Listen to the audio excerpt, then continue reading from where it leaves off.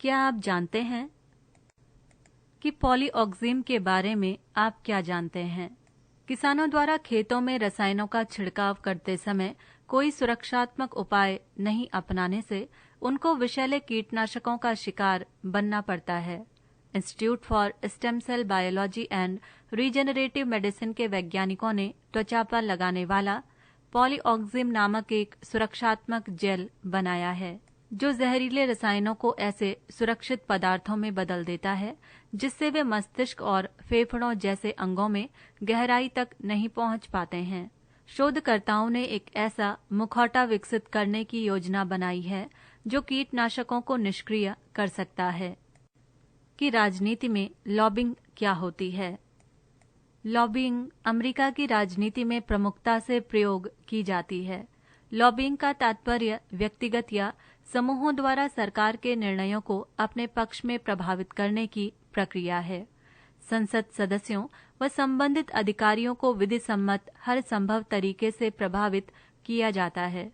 संसद भवन की लॉबी में बैठकर सांसदों पर अपने पक्ष में बोलने के लिए मनोवैज्ञानिक दबाव भी बनाया जाता है। लॉबिंग विधि की सीमा में रहकर ही की जाती है। कि गोटीपुआ नृत्य के बारे में आप क्या जानते हैं? गोटीपुआ एक प्रकार का नृत्य नाट्य है जिसका उद्भव जगन्नाथ मंदिर में 15वीं शताब्दी में माना जाता है।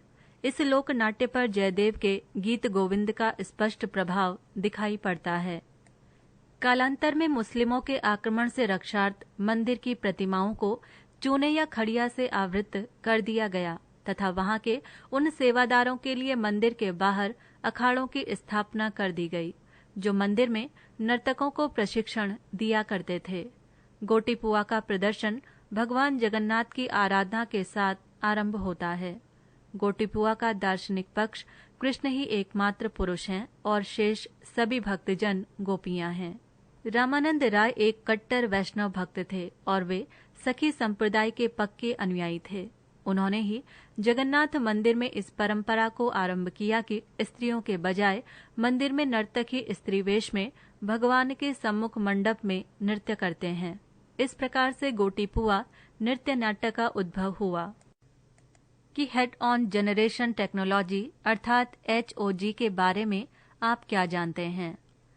HOG प्रणाली के अंतर्गत गाड़ियों में प्रकाश, वातानुकूलन, पंखे और अन्य यात्री सुविधाओं के लिए बिजली आपूर्ति की जाती है। विश्व भर में रेलवे इसी प्रणाली का इस्तेमाल करती है।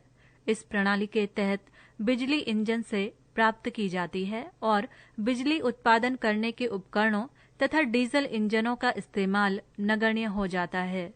रेलगाड़ियों में वातानुकूलन और बिजली आपूर्ति की प्रणाली को बदला जाना है। इस नई प्रौद्योगिकी परिवर्तन से प्रतिवर्ष लगभग ₹1400 करोड़ की विदेशी मुद्रा की बचत होगी। इस नई प्रौद्योगिकी को हेड ऑन जनरेशन टेक्नोलॉजी अर्थात HOG कहा जाता है, जिसके तहत ओवरहेड बिजली आपूर्ति का इस्तेमाल किया जाएगा। शोर करने और धुआं निकलने वाले जनरेटर कोचों का इस्तेमाल अब नहीं होगा।